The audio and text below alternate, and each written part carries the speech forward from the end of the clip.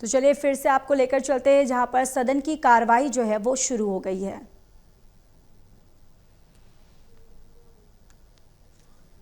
जब बीएससी में तय किया गया है कि पहले हम ऑपरेशन सिंदूर पर चर्चा करेंगे, कोई और मुद्दा आते हैं तो उसको बीएससी में तय करेगा। तो मेरा अनुरोध है अपने विपक्ष के साथियों से, आज जैसे तय किया गया है 2 बार सदन स्थगित हो चुके हैं, आज चर्चा हम जैसे तय किया है ऑपरेशन सिंदूर पर 16 घंटे का चर्चा करने के बाद कोई भी विषय जो बीएससी में आएगा और बीएससी में रूल के तहत परंपरा के तहत अध्यक्ष जी के परमिशन से जो भी अगर एक्सेप्ट करता है तो सरकार तैयार है।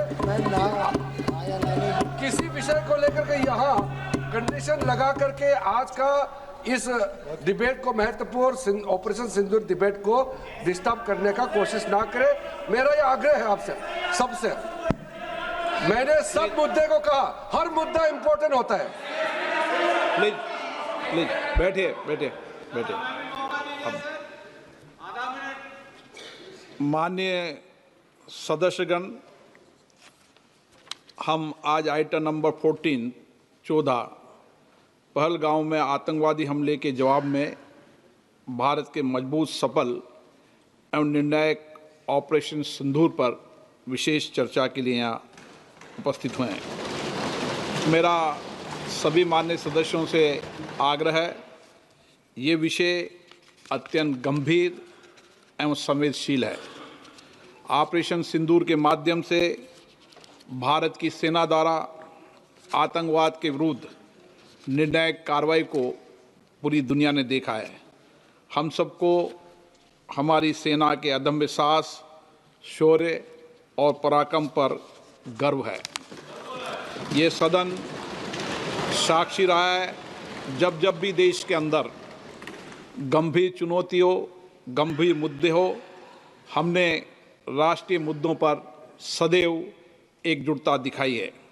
आतंकवाद एक वैश्विक चुनौती है। मेरा आपसे आग्रह है कि आज हम राष्ट्रहित और मानवता के भाव को सर्वोपरि रखते हुए हम इस प्रकार से सार्वगर्भित और मर्यादित चर्चा करें कि हमारी सेना और अन्य रक्षा बलों का गौरव बढ़े। भारत की संसद से दुनिया में आतंकवाद के विरुद्ध सामूहिक संघर्ष का एक मजबूत संदेश संसद से जाए। माननीय रक्षा मंत्री राजनाथ सिंह जी।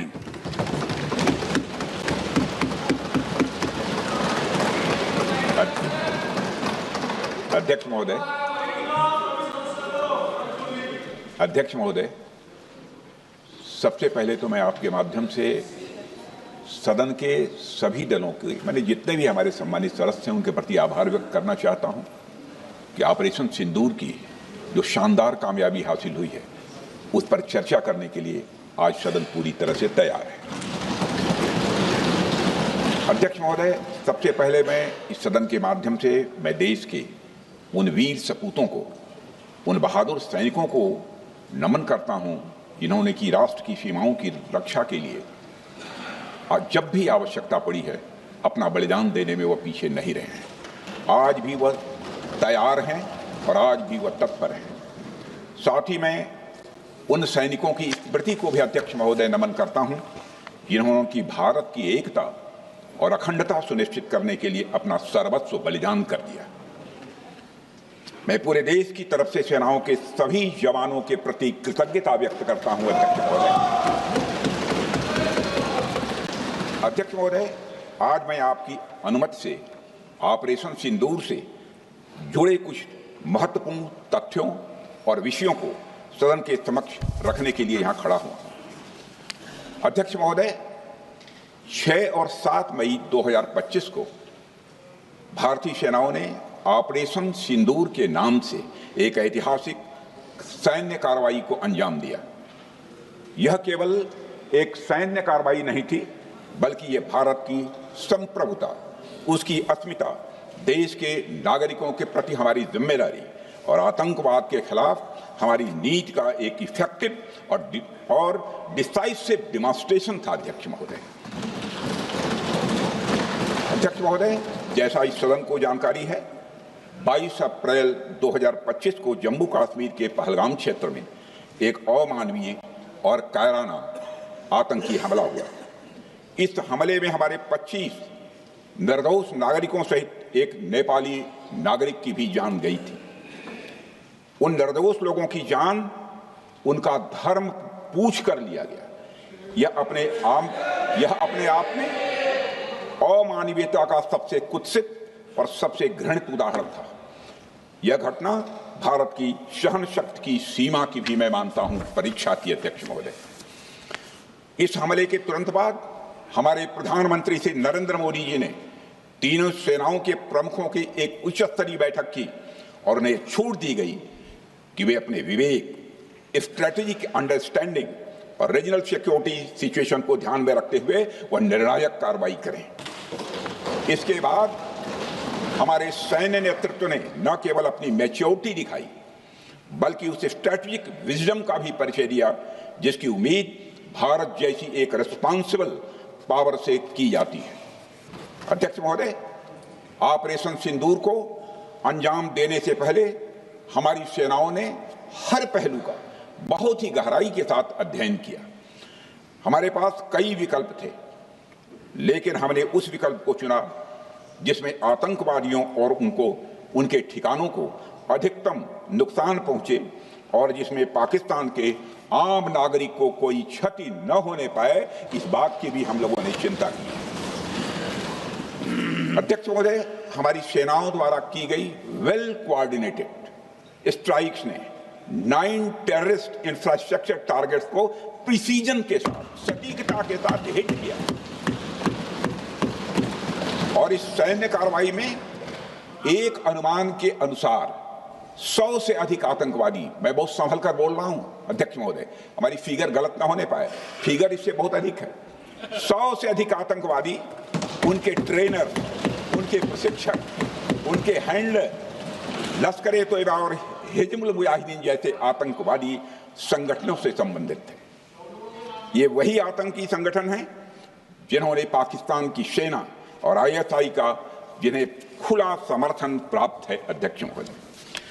अध्यक्ष महोदय, 7 मई 2025 को रात्रि 1:05 भारतीय सशस्त्र बलों ने ऑपरेशन सिंदूर प्रारंभ किया, जिसमें पाकिस्तान और पाक ऑक्युपाइड कश्मीर में भारत के खिलाफ आतंकी गतिविधियों से जुड़े 9 स्थानों को निशाना बनाया गया। इसमें POK के मुजफ्फराबाद में सवाई नाला और सैयदना बिलाल कैंप, कोटली में मस्जिद अब्बास व मसबर रहील शाहिद कैंप, कोटली में गुलपुर कैंप, भिम्बर में बरनाला कैंप, कोटली में अब्बास कैंप और पाकिस्तान के पंजाब प्रांत में बहावलपुर, मुहिदके और सरजाल और मेहमुना जोया शामिल थे। इनमें से 7 आतंकी शिविरों को भारतीय सेना ने पूरी तरह से नष्ट कर दिया,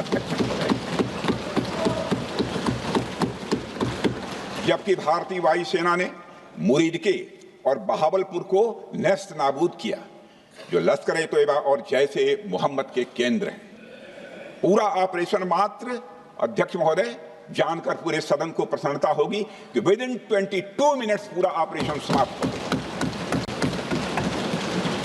और हमने आतंकवादियों को उनके घर में घुसकर मारा।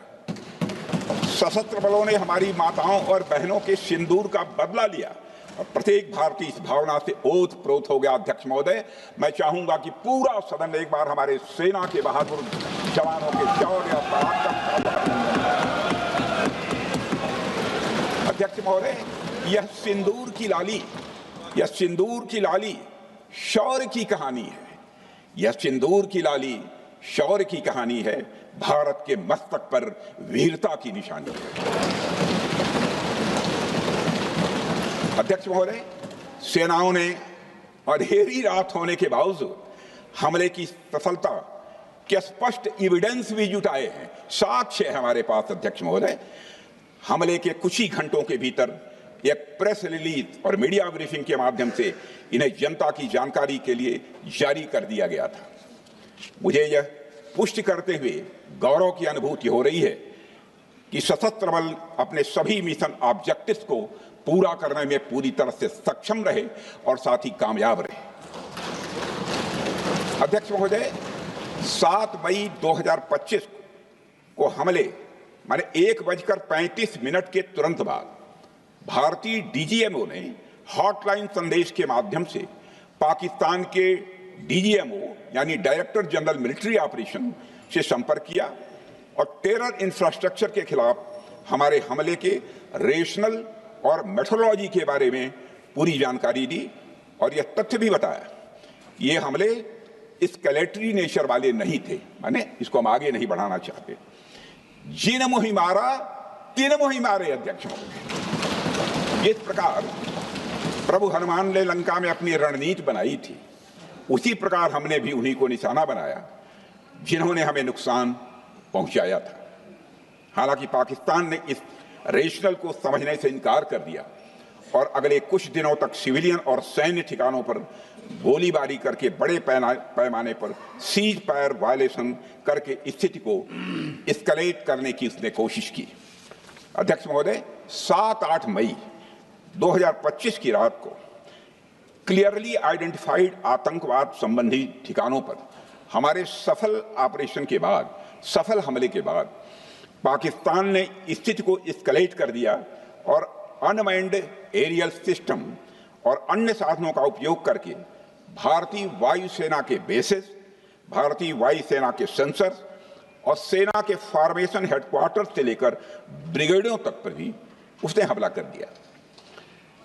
हालांकि हमारी इंटीग्रेटेड एयर डिफेंस ग्रिड और काउंटर यूएस ग्रिड ने इन हमलों को सफलतापूर्वक विफल कर दिया। अध्यक्ष महोदय, यस-400 यमारसैन आकाश मिसाइल सिस्टम और एयर डिफेंस गन्स बहुत प्रभावी साबित हुई हैं। अध्यक्ष महोदय, इस एस्केलेशन पर हमारा जवाबी हमला स्विफ्ट, प्रोपोर्शनेट और नबातुला था। अध्यक्ष महोदय, जिसमें 8 मई 2025 को केवल चुनिंदा पाकिस्तानी एयर डिफेंस सिस्टम और सेंसर नेटवर्क को प्रिसीजन गाइडेड मिशन द्वारा म्यूनिशंस द्वारा जो है टारगेट किया गया। अध्यक्ष महोदय, हमारी कार्रवाई पूरी तरह से सेल्फ डिफेंस में थी, न तो वह प्रोवोकेटिव थी और न तो एक्सपेंशनिस्ट थी। पाक द्वारा ये हमले 7 मई 25 से लगातार चले और 10 मई 2025 को रात लगभग 1:30 पर पाकिस्तान ने बड़े पैमाने पर भारत के ऊपर मिसाइल, ड्रोन, रॉकेट और अन्य लॉन्ग रेंज वेपन्स का इस्तेमाल किया। इसके साथ साथ उन्होंने इलेक्ट्रॉनिक वारफेयर से जुड़ी टेक्नोलॉजीज का भी सहारा लिया। अध्यक्ष महोदय, उनके निशाने पर हमारे भारतीय वायुसेना के अड्डे, थल सेना के एम्यूनिशन डिपोज, हवाई अड्डे और मिलिट्री कैंट थे। अध्यक्ष महोदय, यह कहते हुए मुझे गौरव की अनुभूति हो रही है कि हमारे air defence system, counter drone system और इलेक्ट्रॉनिक इक्विपमेंट्स ने पाकिस्तान के इस हमले को पूरी तरह से नाकाम कर दिया। पाकिस्तान हमारे किसी भी टारगेट को हिट नहीं कर पाया। अध्यक्ष महोदय, और हमारे किसी भी इंपॉर्टेंट एसेट को नुकसान नहीं हुआ है। हमारी सुरक्षा व्यवस्था, अध्यक्ष महोदय, चाक चौबंद थी और हर हमले को हम लोग रोका गया। मैं इसके लिए भारतीय सेना के बहादुर सैनिकों की जमकर सराहना करता हूं, जिन्होंने दुश्मन के हर मंसूबे पर पानी फेर दिया। और अपने प्रतिपक्ष के मित्रों से भी कहना चाहता हूं, एक बार फिर से भारत के सेना के जवानों का कम से कम मेज थपथपाकर उनका अभिनंदन करिए। बहुत बहुत धन्यवाद। बहुत बहुत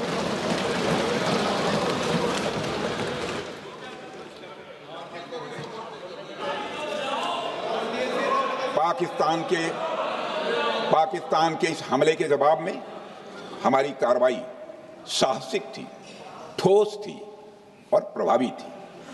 भारतीय वायुसेना ने वेस्टर्न फ्रंट पर पाकिस्तान के हवाई अड्डों, command and control systems, military infrastructures और एयर डिफेंस सिस्टम को निशाना बनाया और इस मिशन को हमारी सेनाओं ने सफलतापूर्वक अंजाम देने में कामयाबी हासिल की। अध्यक्ष महोदय, हमारी सेनाओं ने चकलाला, सरगोधा, रफीकी, रहीम यार खान, जैकबाबाद, सुक्कुर और भोलारी जैसे बड़े एयरबेस पर प्रहार किया और पूरी दुनिया ने भारतीय वायुसेना के शौर्य और पराक्रम की तस्वीर देखी।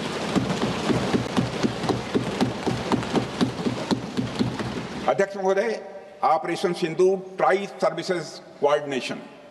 सर्विसेज कोऑर्डिनेशन का एक बेमिसाल उदाहरण था। जब भारतीय वायुसेना ने आसमान से हमले किए, हमारी थल सेना ने जमीन पर मोर्चा संभाल लिया। हमारे जवान नियंत्रण रेखा पर पूरी ताकत से डटे रहे और पाकिस्तान की हर हरकत का करारा जवाब दिया। अध्यक्ष महोदय, भारतीय नौसेना ने भी, लोग पूछते हैं भारतीय नौसेना का क्या रोल था, भारतीय नौसेना ने भी उत्तरी अरब सागर में अपनी तैनाती मजबूत कर दी।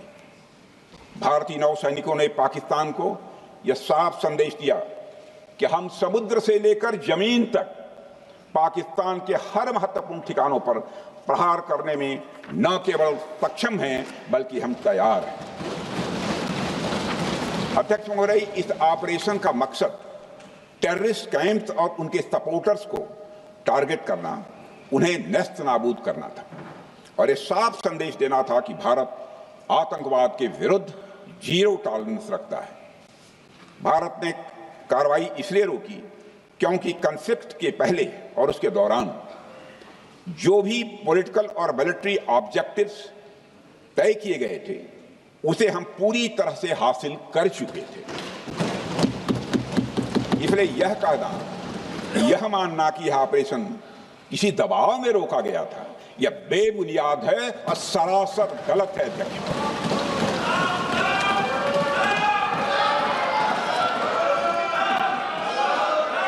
मैं सदन को फिर से आश्वस्त करना चाहता हूं, अपने राजनीतिक जीवन में अध्यक्ष महोदय,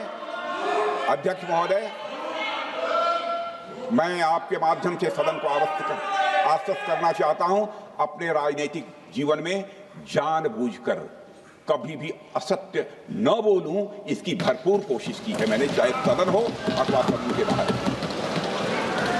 अध्यक्ष महोदय, मैं आपके माध्यम से सदन को यह भी अवगत कराना चाहता हूं,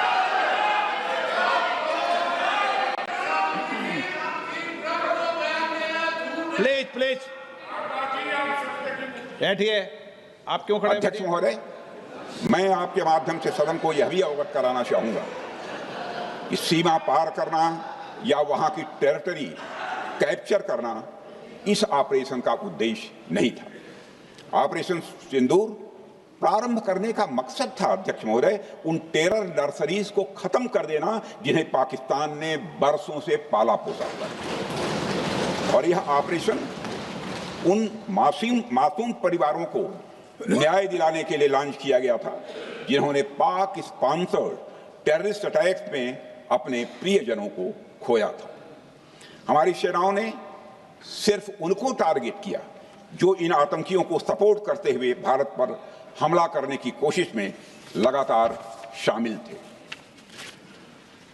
अध्यक्ष महोदय, ऑपरेशन सिंदूर का ओवरऑल पॉलिटिको मिलिट्री ऑब्जेक्टिव यह था कि आतंकवाद के रूप में प्रॉक्सी वार लड़ रहे पाकिस्तान को सजा दी जाए और इसी वजह से आर्म्ड फोर्सेस को पूरी आजादी दी गई थी कि वे अपने टारगेट खुद चुनें और करारा जवाब दें।